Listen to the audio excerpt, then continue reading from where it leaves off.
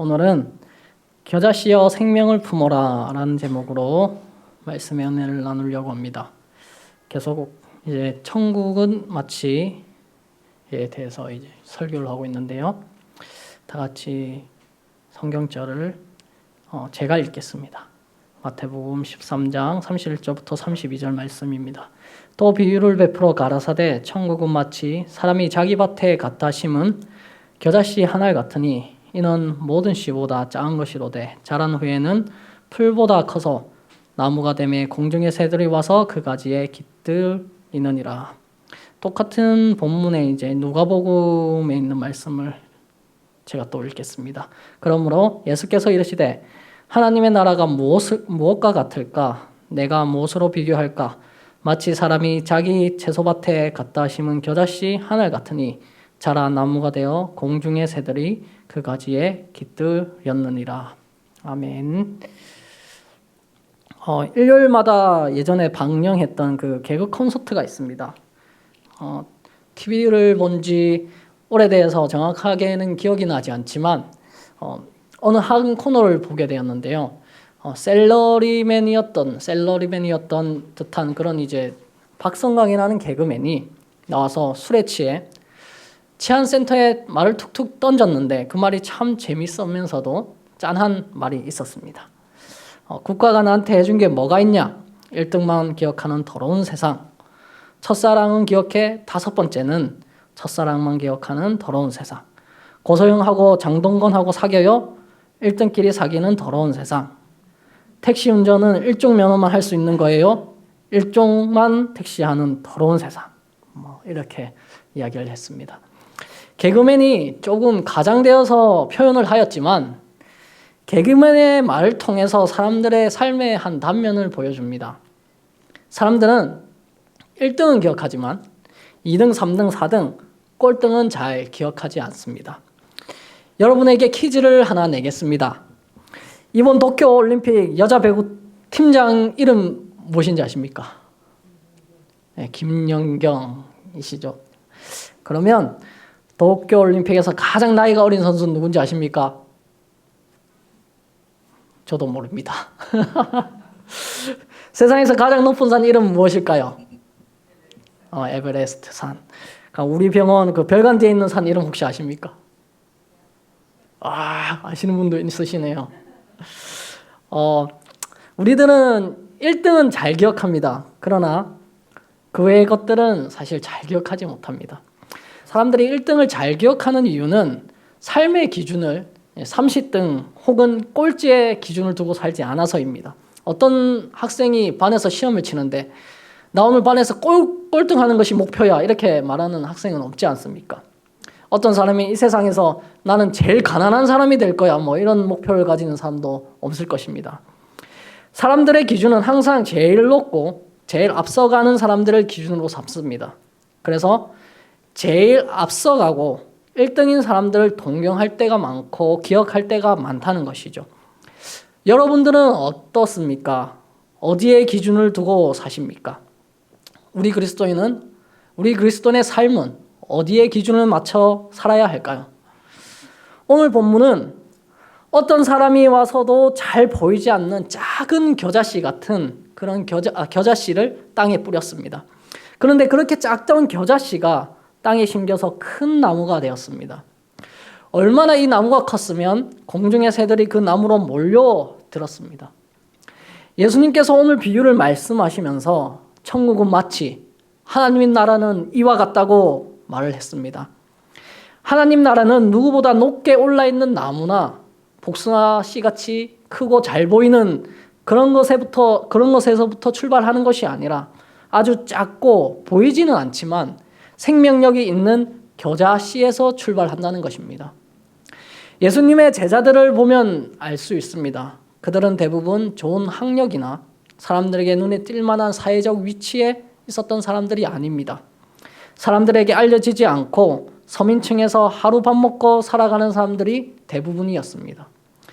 그러나 예수님께서는 이런 작고 보이지 않는 제자들을 사용하셨다는 것입니다. 저는 그 신약을 읽으면서 항상 궁금한 게 몇 가지가 있는데 그 중에 하나가 무엇이냐면은 예수님께서는 왜 침례 요한을 사용하지 않았을까라는 질문이에요. 침례 요한은 제가 생각했을 때 그때 당시 제자들보다 믿음이 더 좋았을 것 같습니다. 그러나 예수님께서는 유망하고 앞서가는 침례 요한을 가르쳐 복음을 전하지 않고 미래가 어둡고 항상 뒤처져 오는 제자들을 훈련시켜서 복음을 전하였다는 것이죠. 우리가 하나님의 나라를 완전히 이해할 수는 없습니다. 그러나 겨자씨의 비유를 통해 우리가 알 수 있는 것은 아주 작고 나약하고 보잘것없는 것이라도 그 속에 생명이 있으면 무엇보다 커질 수 있다는 것입니다.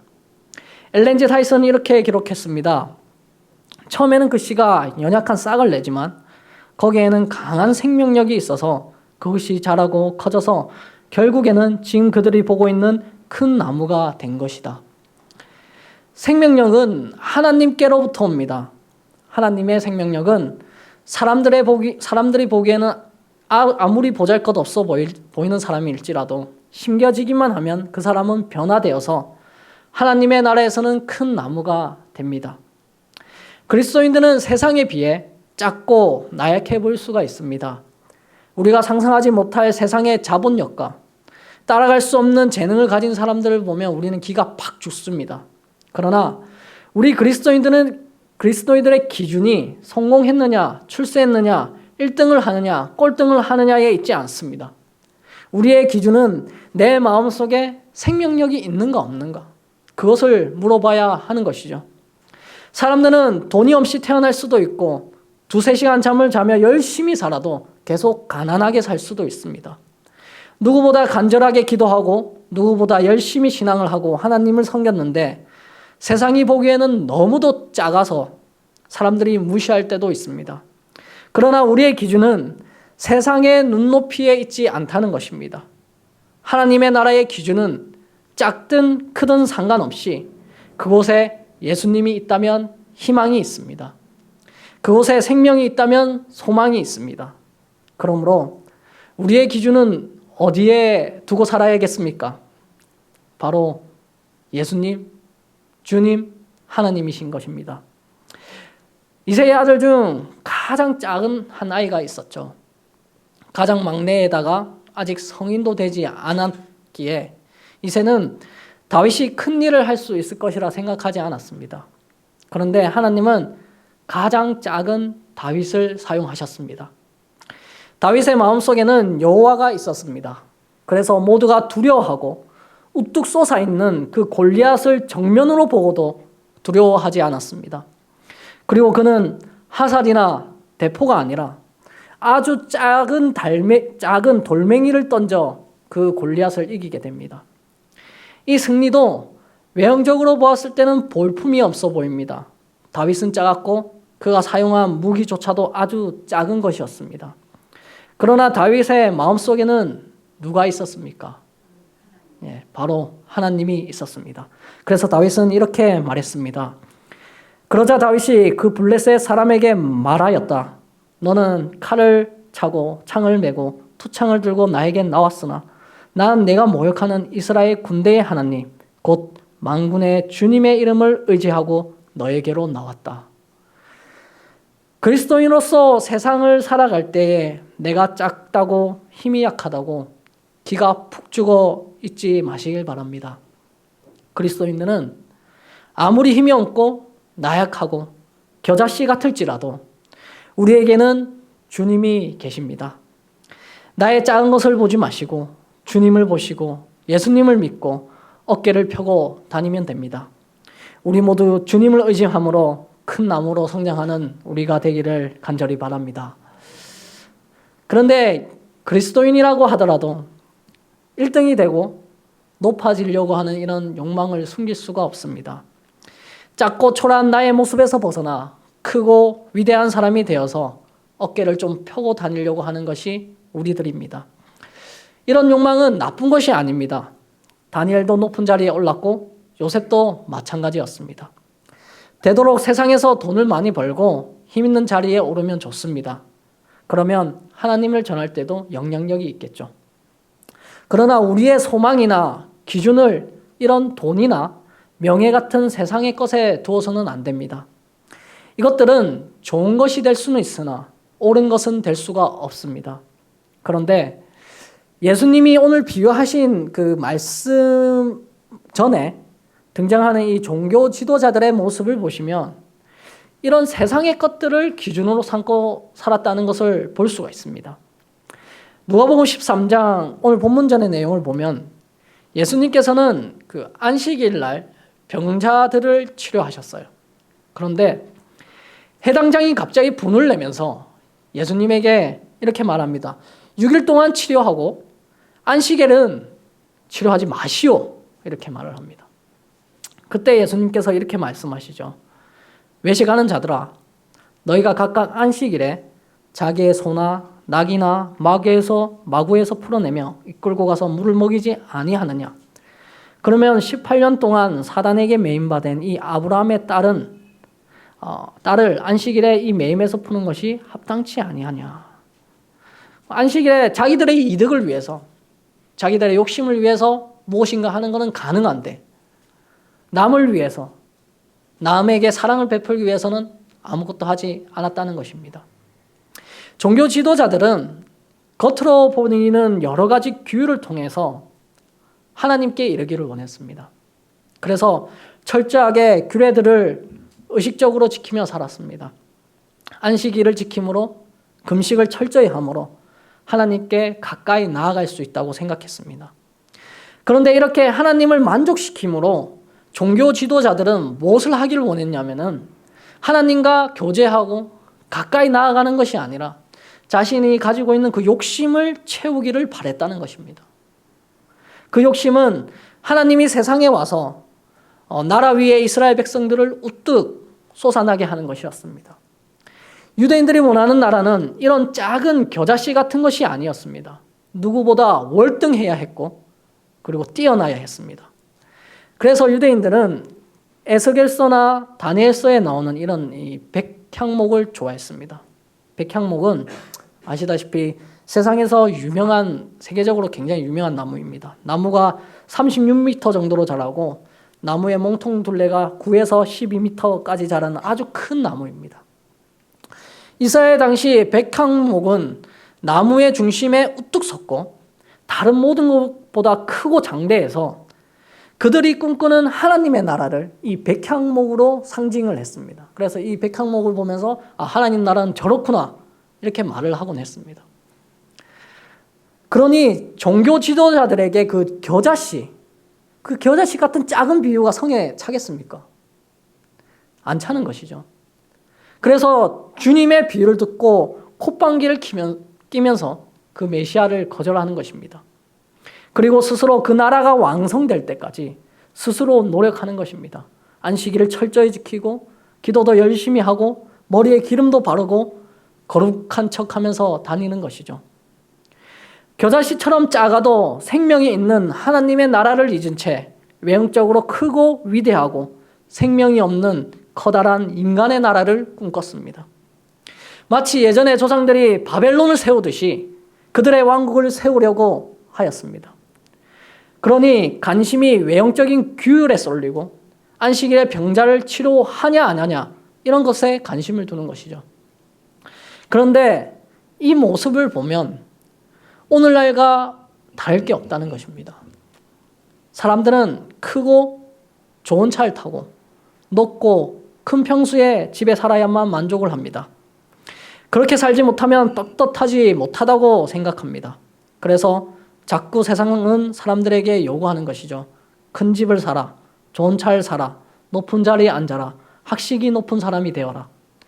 이렇게 세상의 것들을 삶의 기준을 두고 사는 사람들은 그렇지 못한 사람들을 기중히 여기지 않습니다. 그래서 종교 지도자들은 안식일에 아파하는 그 작은 여인을 멸시하고 신경도 쓰지 않았습니다.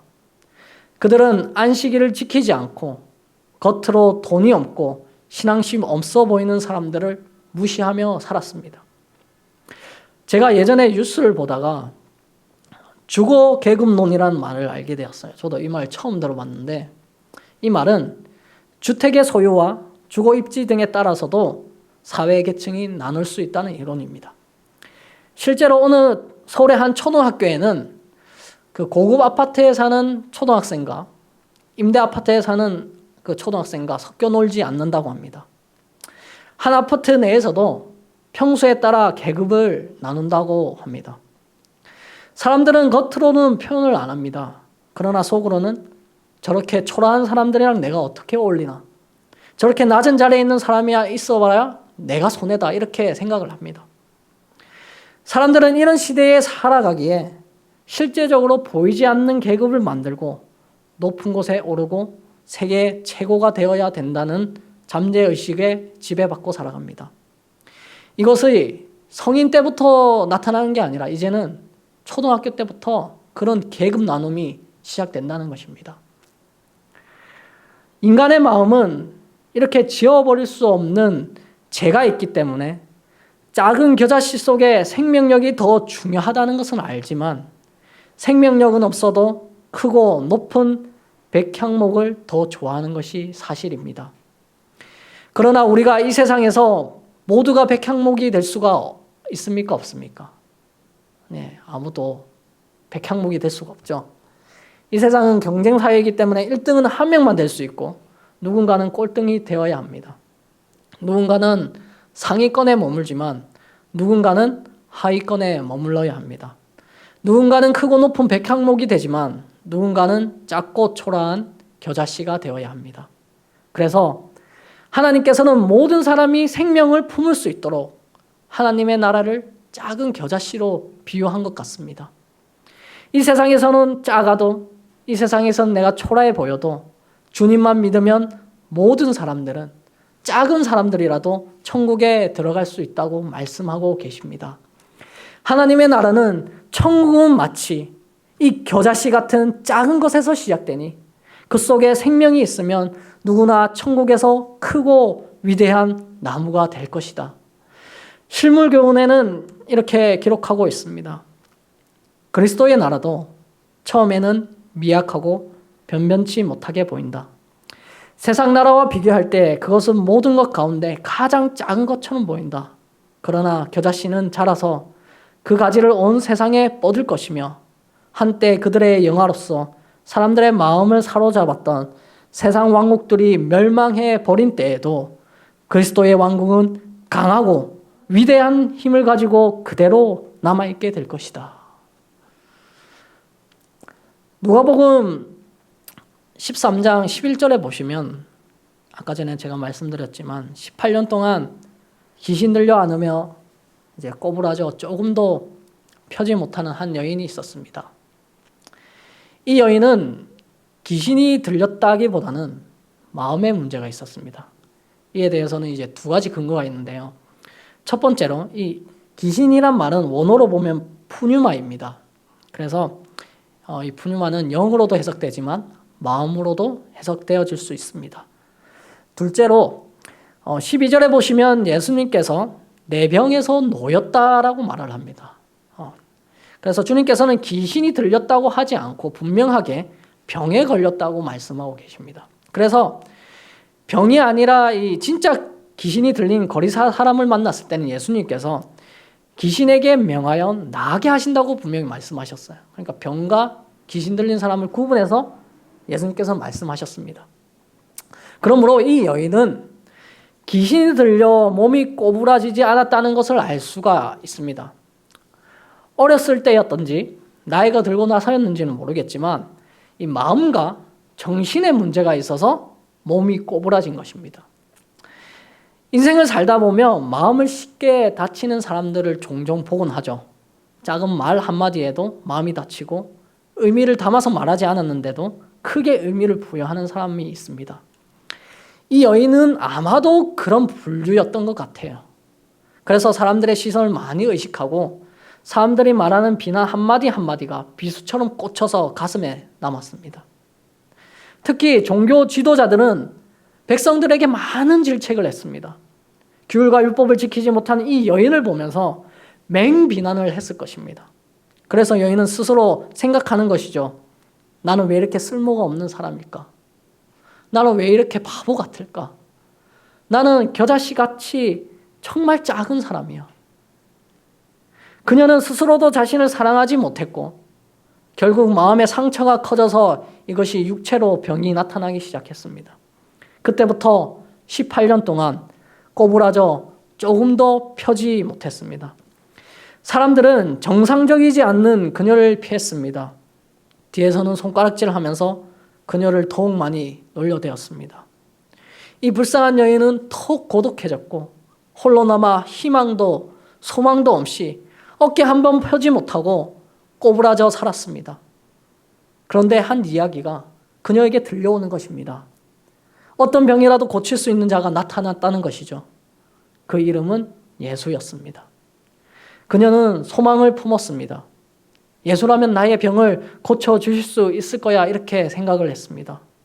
그래서 상처가 가득한 그녀의 마음속에서 생명이 조금씩 싹트기 시작했습니다. 그래서 여인은 예수님이 오셨다는 그 해당을 찾아갑니다. 그 당시 해당 안에는 남자들만 들어올 수 있었어요. 여자들은 들어오면 안 되는 곳이었습니다. 그러나 다른 사람들에게 비난을 받을 각오를 하고 그 마음의 상처가 이미 많음에도 불구하고 그녀는 비난을 받을 각오를 하고 그 해당장 안으로 들어갔습니다. 아마 맨 뒷자리에 숨어서 휘어져 있는 그 등뼈를 구석에 기대고 예수님을 바라보았을 것입니다. 아마 우리 교회라면 저기 구석에 있었겠죠. 생각해 보시길 바랍니다.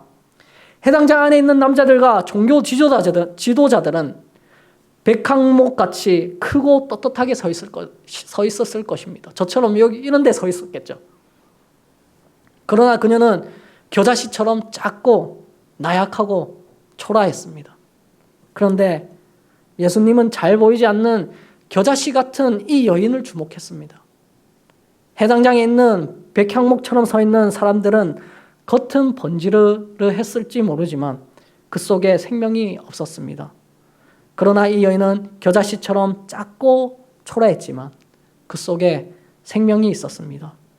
그래서 예수님께서는 여인을 부르십니다.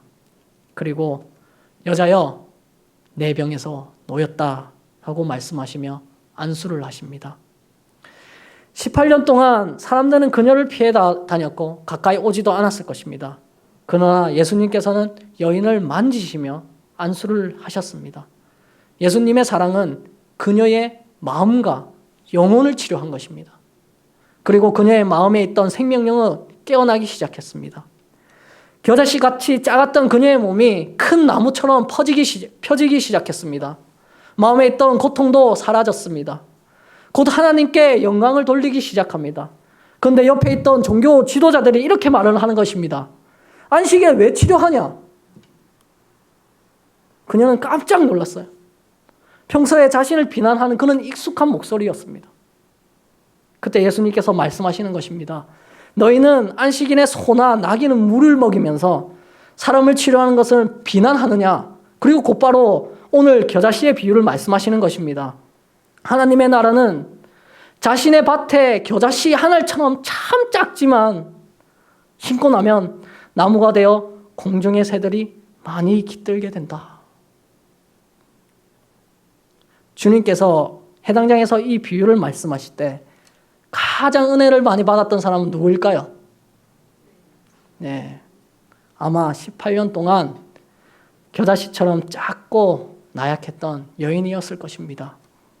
그 누구도 이 여인만큼 큰 은혜를 받지 못했을 것입니다. 그녀가 이렇게 큰 축복을 받을 수 있었던 이유는 무엇입니까? 꼬부라져 있고 작았지만 그 마음속에 생명을 품고 있었기 때문입니다. 겨자씨처럼 작았던 그녀는 하나님의 은혜를 받을 준비가 되어 있었습니다. 그러나 종교 지도자들은 높은 위치에 있었지만 그 마음속에 생명이 없었습니다. 그들은 자신의 힘을 의지하고 자신의 능력을 의지했습니다. 그래서 하나님의 은혜를 받을 준비가 되어 있지 않았습니다. 하나님의 나라는 내가 작고 낮고 겸손할수록 더 쉽게 이해가 됩니다. 나를 낮추고 하나님만을 의지할 때 하나님의 은혜를 알게 됩니다. 그래서 하나님의 나라를 백향목이나 고든 나무로 비유하지 않으시고 작은 겨자씨로 비유하셨습니다. 그러므로 내가 겨자씨처럼 작다고 생각이 든다면 그것에 감사하길 바랍니다. 작다고 기죽어 있지 마시고 오히려 소망을 가지시길 바랍니다. 하나님은 나라는 자아가 작아질수록 빨리 자라나고, 하나님의 나라는 나의 욕심이 작을수록 높이 솟아납니다. 작은 겨자씨가 큰 나무가 되듯 아무리 작은 나지만 주님을 마음에 심음으로 백향목보다 커져 하나님의 나라에 이르는 우리가 되기를 간절히 바랍니다. 마지막으로 한민복 시인의 씨앗이라는 그런 시를 읽고 제가 마치겠습니다. 씨앗 하나 손바닥에 올려놓으면 포동포동 부드럽다. 씨앗 하나의 단호함, 씨앗 한 톨의 폭발성. 씨앗은 작지만 씨앗인 희망은 커. 아직 뜨거운 내 손바닥도 껍질로 받아주는 씨앗은 우주를 이해한 마음 한 점. 마음껏 키운 살을 버려 우주가 다 살이 되는구나. 저처럼 나의 씨앗이 죽음임 깨달으면 죽지 않겠구나. 우주의 중심에도 설 수 있겠구나. 씨앗을 먹고 살면서도 씨앗을 보지 못했었구나. 씨앗 너는 마침표가 아니라 모든 문의 문이었구나. 우리도 그런 씨앗이 되길 바라며 오늘의 말씀을 마치겠습니다.